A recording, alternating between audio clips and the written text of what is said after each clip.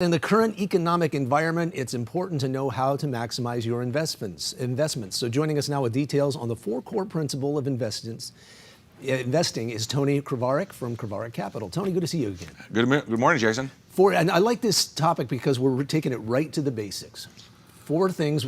You start with diversifying.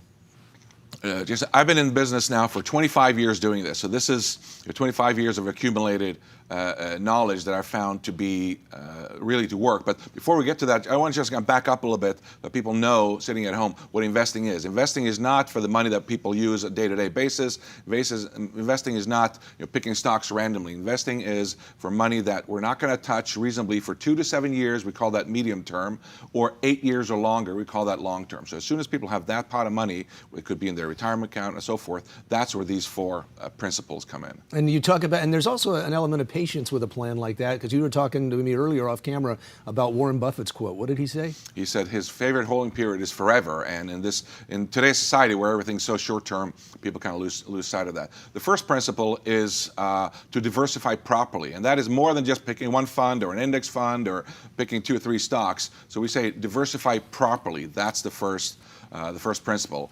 The second one is to take a long-term view, and you kind of mentioned that. In this society, day and age, people have short attention spans, and oh, this isn't working, let's toss it out. Warren Buffett, like I said, his favorite holding period is forever. So it's more than this thing isn't working for a day, a week, a month, or even a couple of years. Things go in cycles. So it's important to keep the long-term view for 8 years or longer. Okay, and you say use insurance where appropriate. What does that mean? This is investing goes up and down, and there can be a lot of emotion in it. It is good. You can utilize insurance to invest with some guarantees put in there. So it can be a little disheartening sometimes to invest and things are going up and down. So there are ways to add some guarantees to what you have. And in addition, if you have somebody relying on you, if you have children or a spouse that's not working, having life insurance is a moral imperative. So we make sure that some point of insurance is part of any good plan.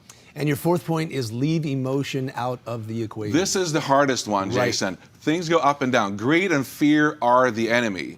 And so we bounce between that. When things are in the dumps, we go, this is the dog, let's get out of it. Or when things are going great, if we all remember the internet bubble in the 2000s, everything was going to the sky. People abandon their other plans and they jump into what's hot and chasing what we call the hot dots. So it's important to have a plan that's customized to people's individual goals and preferences, and then stick with that plan. Adjust it if circumstances change, but staying patient and sometimes not doing something is the right thing to do, assuming that you have a good financial plan. So all of these things that I mentioned are simple but not easy, and that's where we come in. We've been doing this for 25 years, but they're good principles for anybody, regardless if they're doing this on their own or they're working with somebody. Look for those four core principles, and it's a great start. We were also talking earlier about how investing is counterintuitive.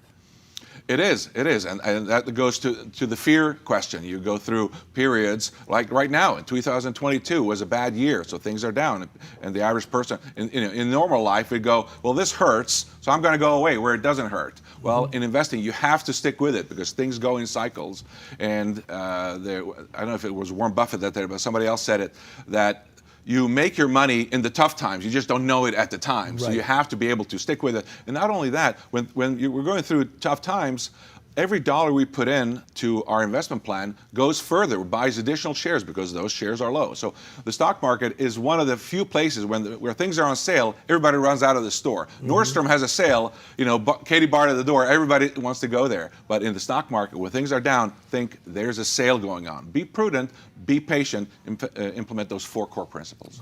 Tony Krvaric. Thanks a lot, man. It's good stuff. You bet. Appreciate it.